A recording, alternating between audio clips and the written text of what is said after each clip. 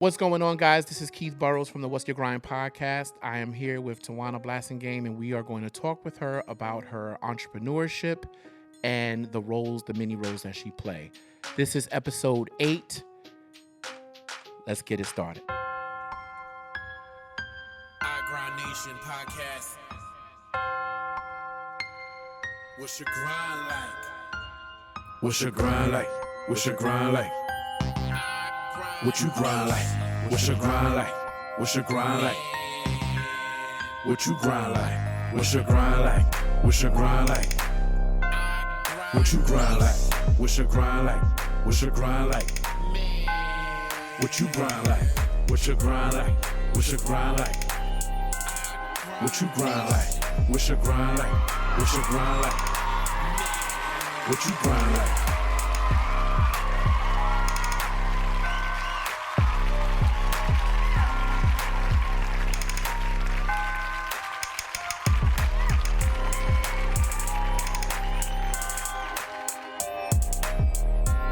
Hello. How are you today? I am wonderful. How are you? I'm fabulous. I'm so excited that you are here today. Me too. I've been waiting for this for a while now, and I'm excited. I have Tawana Blassingame here, everybody. Please, can you introduce yourself? Sure. My name is Tawana Blassingame. I am the CEO and editor-in-chief of Queen Size Magazine. I am also the founder and executive producer of the Full Figured Industry Awards. I'm from Brooklyn, New York. I like long walks in the park. I'm a mother of 2. Yeah, that's me in a nutshell. Well, I'm going to jump right in. I have a very important question for you that I've heard from many people that they want to know from you. Okay. Is it fears or is it fires? Lord have mercy. It is fires. Okay. Thank you. I appreciate you for clearing that up. We have been called everything under the sun. We've been called the Fifis. We've been called the Fifas. It's just fires. That's it. What was your inspiration in creating the fires? It all started when I used to watch, the mainstream award shows, and the biggest question I would ask myself is like, where do we fit in there? And there wasn't anything for us like that, so somebody had to create it. I sat down with, I remember it was my cousin and Phil at the time, and my assistant at the time, Nicole, and I presented them with this idea, and it was like, yeah, let's do it. And I was like, yeah. And then, when we started to just like lay it all out and plan it, it was like, yeah, maybe I don't want to do this. This is a lot of work. So we sat on the idea for a few years, and the team was like, come on, let's do it.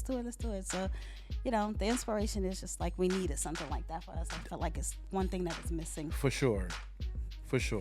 Even the confidence level and just the it's like changing the stigma of how people view us and how we view us. I love that. Can you give me some of your triumphs so far by creating this platform? So, yeah, of course. I think for me, a lot of the triumphs is that, it gives all of us more confidence, because, we see each other, and we are able to honor each other in that way. Not that it's never been done, people do it at fashion shows and stuff like that, but, just to have like that whole platform, just to be like, you did a good job, like to get an award from your own is different. Than getting it from somebody else. It's like huge. I've gotten several awards, but to get the awards from people in my industry who see me for what I do, and for me to be able to do that for other people, even the people who have come way before me, who have really paved the way for me to do what I do, to be able to go to them and just hand them an award, it's like, it's an indescribable feeling. I know that it had to be very difficult to rally people together in order to create that platform. How do you navigate like skepticism in the naysayers, the people who would otherwise say that this couldn't be done? I think you have to believe in yourself enough to know that you can do it. Because no matter what you do, you're always going to have naysayers that says, you can't do it or you shouldn't do it. We don't need that. Right. And you have to believe in your vision. And you have to believe in yourself enough to know that it can be done and you can do it. So, I just believed in myself, and I had the team that believed in me, and we just went forth with it. So in the beginning, you mentioned that you're also the CEO of Queen Size Magazine. As a CEO of multiple ventures, how do you prioritize your time? I don't. No, honestly, I have to learn. And sometimes you don't learn until you get to the point where you are overwhelmed and you are, not that I've missed deadlines, but it's when you have become so overwhelmed in everything that you do, at some point you have to stop and say, how do I prioritize? And I've gotten to that point several times. And so for me, it's like really just working on a schedule. So I have a schedule. I still have a 9-to-5 job. I call them, my sponsors. But I have like at this window, I'm going to work on QSM stuff. In this window, I'm going to work on fire stuff. And then at the same time, I have to feed my kids and all that good stuff. So it's what's more important at the time. And I believe in deadlines. I set deadlines for myself, and I'm very, very strict when it comes to deadlines. So I have a deadline on stuff that I need to get done, and I get it done. That's how I do things. Nice. I'm very hard on myself when it comes to people to things like that. I have to be. So how do you, and before I move on, I do have another question about the Full Figure Industry Awards. How do you navigate the narrative that the world have about full-figured individuals, and how is your platform shaping the entertainment and the fashion industry in that regard? So I think the narrative has been set before me. And so for me, it's just like continuing that and just staying true to that. So we know what the mission is, and it's just staying true to what the mission is. We are plus size, yes, we are full figure, we are big and tall, and we have created this platform for ourselves, and we have to just be honest with it and live in it. And so for me, that's just what I live. So when anything that I do for the industry, I keep that in mind. There are so many people that came before me, right? Yeah. And so I have to be sure that I am honoring the things that they do, the things that they put in place. And so I go back and I have conversations with these people, and they're honest with me. And so I can then have conversations with people who come after me. So that I think the narrative has already been set. We just have to stay true to it. Wow, that's amazing. Queen Size Magazine. Yes, Queen Size. What year did you start Queen Size Magazine? 2011. Seems like so long ago. What was the inspiration for Queen Size? So, pretty cliche. I like to write. And so I wanted to work for a magazine, or I wanted to work for Hallmark. Like, for some reason, it was about 2 jobs that I just wanted to go for. And with the magazines, of course, I didn't have enough experience. They looked at me and was like, yeah, you're too young. You don't have any experience. So I was like, I'll just start my own, right? And so QSM wasn't the first publication that I started. I started another publication called Royal Circuit. It was about the circuit committee, right? And for me, it wasn't something that I loved. I did not live in the circuit community. That's the bikers clubs and the social clubs and stuff. I didn't live in that world. And so I did it for a year, and it's like once you've been to one social party, you've been to them all. Yeah, for sure. And they do amazing things, but I don't think that it was a publication that was going to survive doing it forever. Somebody else can do it because they live in that environment, but for me, I couldn't do it. So I was like, okay, I am plus size. I can start a publication where I give women, because it started out for women only, women a platform to just tell their story and tell how amazing they are and how they're living in their bodies. So it started out as a lifestyle publication. How has the magazine and the brand evolved since its inception? Wow, great segue, right? Because we are now co-ed. We are now featuring plus size and big and tall. So it's not just about women anymore. It's not just a lifestyle magazine. It's also it's a fashion and lifestyle for Very nice. plus and big and tall industries. Can you give me some of the challenges that you faced early on with creating Queen Size Magazine?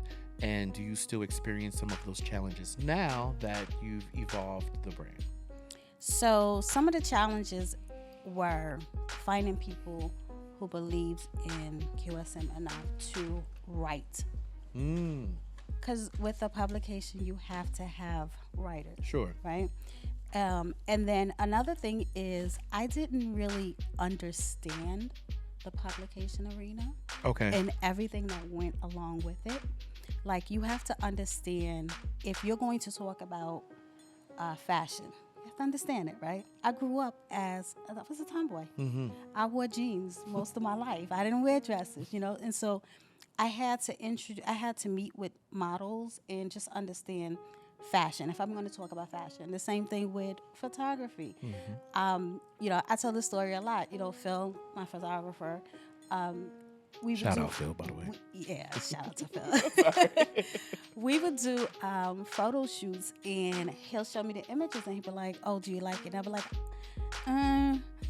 "Not really." And it's like, what don't you like about it? And I couldn't explain what I did not like about it. Yeah. I just, because I didn't understand the language. I couldn't tell you I didn't like the lighting and stuff like that. So, I had to go back and just really understand all aspects of the fashion industry and the publication arena. So do I still face those challenges now with the fashion industry continuously evolving, and I have to evolve with it? Sometimes, but I know what I need to do. And then with writers, I can write all day long. Yeah. And honestly and truly, I have a team of writers that write. Very nice. But I still write for my own publication. Sure. A lot. And now you're as you practice, and you're now professional, very professional with it. Let's segue into leadership. Okay. Right? What's your leadership style? I see you run some very well-oiled machines. I'm speaking of this past year industry awards. It was really, really, you can tell that the team was in sync. So tell me about your leadership style and how that works for you. So I work in corporate HR. Mm-hmm. Before then, I've always been in healthcare. So I have done management. So I understand when it comes to leadership, it's you don't just tell people what to do. That's right. So you find people who are good at what they do, and you allow them to do what they do. Now, I am there to help people, but that might not be my area of expertise. So it's, trusting people as well. And I do also understand that, you give people chances. And this may not be a strong point. That does not mean that I have to get rid of you. Right. It means that in that organization, I find where I can use your strengths. And I think that's very important when it comes to leadership. I think, leaders like to tell people what to do all the time. And that's not how it should work. You have a team, you trust your team to do what they're supposed to do. So with the fires, I had a team of professionals. I didn't know much about producing shows. Okay. I produced one show before then, and it was one show for a reason. So Yeah. when it came time for me to produce this, I made sure that I reached out to other leaders who have done this before. Yeah. And I can learn from. And so the people who are working under me, I'm able to teach them because I know, what needs to be done. But I just think that, having a strong team, a leader is not just one person. Right. It's a team of people. And they did an amazing job. Thank you. Working your event, and just so professional. And I personally was in the audience, and I had a lot of fun. And I look forward to this year's. Thank you. With all these wonderful things that you're doing as an entrepreneur, how do you stay motivated? That's a good question. I'm not always motivated. Okay. I have my moments where I'm not motivated to write anything. Yeah. And so for me, I started making soaps because with doing the magazine for so many years, right? And then, with the fires, I'm still learning. The blueprint has already been set. We're going into 5 years now, Nice. but there's still a lot of stuff to work out with the fires. And for me, I needed to tap into my creative side. I felt like with the magazine, it was just like, okay, I know what I'm doing here. I can do this in my sleep now. Sure. So I needed to be creative. I needed to awaken my creativity. So I started making soap. What motivates me to keep going, honestly, as cliche as it sounds, are my kids. Because I feel like I'm raising 2 young men. Yes. My boys are 24 and 15. Mm-hmm. Birthday's coming up. And I want my kids to be successful. And I think that if you want to raise successful children, you have to show them what success looks like. And you have to show them we're not going to quit. Right. There's no quit. Right. Yeah. You may have to pivot a little. You may have to pivot a few times. Mm-hmm. I've rebranded a couple of times. But we don't quit. So those are the boys that motivate me. Oh, let's talk about the soaps. Let's talk about the soaps. It's so funny. We share a similar story when it came to being creative. Yeah. I built websites. I've been doing marketing, branding for just about 20 years now. And for me, starting Mood and Senses was my way of breathing, being able to breathe. So I feel you and I understand exactly what you're talking about with your soaps. Let's talk about the soap line. So what makes the soap brand unique? And tell the audience about it. Tell the audience about the actual soap line and how they can purchase from you, and also your inspiration. So I named the brand, purple is my favorite color, so I use purple in a lot. Okay. I intentionally did not use it in the fires because it's like you can't use purple everywhere, right? So we're not gonna use purple. So I named the soap line Purple Stamp Artesian Soaps. And what makes it unique is just me. I think, there's this saying that people always talk about, if you go in the bread aisle, there's tons of bread, right? Mm-hmm. And so a lot of us do the same thing, but what makes us unique is us. So Right. for me, I put a lot of my personality into, my soaps that I create. I don't do like simple bars. Like I like a lot of designs. Yeah. I like a lot of colors and Yeah. stuff like that. So I tend to invest a lot in molds. I have hundreds of molds. It's when you start getting into soap making and candle making and stuff like that, like you can go down this rabbit hole and spend it's a crazy. whole lot of money. It's crazy. But for me, it's just I love doing it.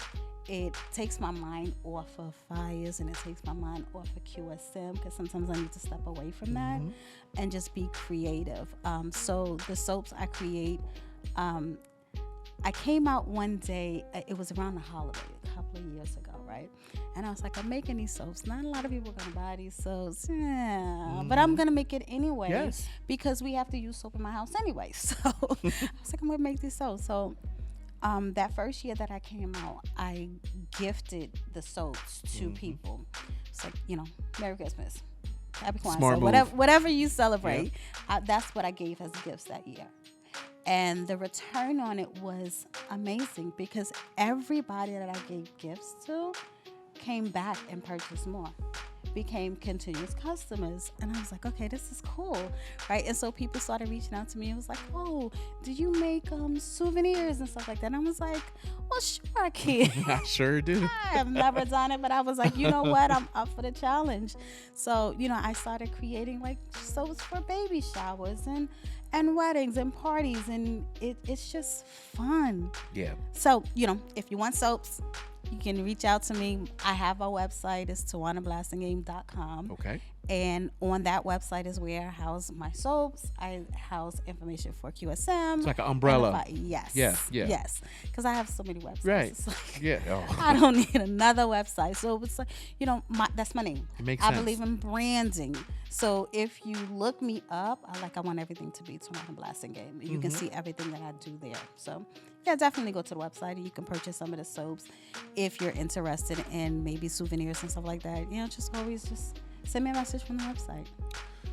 What is the future of your soap line? Like, are you going to do you have future plans to expand on it? That's a good question. So I've been approached by a couple of people who have looked me up and was like, hey, I see you do this. And, they want, if you ever want to get out into Target and stuff like that, just reach out to me. I don't know that I want to go that far yet. Yeah. Because it's a lot of work. And I it might enjoy take this. away that Yes. joy that you Yeah. got. I am with you on that. Yeah. I don't know that I want to go that far. So I don't really know what the future holds for the soap line. I just know I enjoy doing it. So if you need soaps, just reach out to me. I don't know that I'll go far as Target and Walmart mass production. I don't know that. Well, I know that I enjoyed the soap. Thank you. I enjoyed the soap as a fellow creator. I really did enjoy your products. And real quick, I want to know, are you in a position to, like, I know people see you online all the time. People see you out and about. They see you online. They see you at the award ceremonies. And some of them may not be as ambitious as somebody like I am, where I'm going to walk up to you and say, hey, hi, I'm Keith. If someone reached out to you and for almost like a mentorship, are you available to do something like that? Always. I tell people I'm very approachable, and I like to share information. Because when I first started with the publication, I didn't really have anybody that I can call on, Right. like, oh Lord, help me, right? And so I have people who reach out to me and ask questions. I am definitely open to having conversations with people. I am now, Phil and I are involved with, doing some brand consultations with other brands who have reached out and say, I like what you do. Can you help me with my brand? And so we're doing that for a couple of other brands. Absolutely, I'm open to it. But I will say this, like, if you're going to call me, be ready to put in the work. That's right. I will hold you accountable. That's right. If are you guys looking for any volunteers for the upcoming? Yes. We are always looking for volunteers. So volunteers are the heart of the award show. And so we're always looking for volunteers. Joy Moreland, she leads up our volunteer department. Hey, Joy. Yes, hey, Joy. So, the website, theffias.com. If you go on there, just send us a message. Joy is really good with putting out when we start accepting volunteers. Okay. And she gives very detailed instructions Yeah. on what you need to do if you want to get involved. We have some volunteers who have been with us, and they are just amazing. So if people want to join the volunteer team, definitely reach out. You can go on our website and send us a message, and we'll definitely we'd love to have people. Well, there you have it. We have Tawana Blassingame here on the What's Your Grind podcast. And this episode is sponsored by Purple Stamp Artesian Soaps. Okay, and we appreciate you. Can I just tell you something? When you reached out, when you purchased the soaps, I was so intimidated. I wanted to give you your money back because I was like, oh my God, why does he buy my soap? He makes soaps. I've used his soap. His soaps are amazing. Like, why does he want my soaps? But I appreciate you for that. Listen, it's about us supporting each other. Yes. That's really, I buy shea butter, y'all. I need everybody to know that. I have a shea butter company, but I buy shea butter. I support people within the community because together we can grow. There's nothing that we can't do together. And that's what I'm a true believer of. Yes. I want to shout out Kia Caldwell producing my episode today. I appreciate you, Keith S.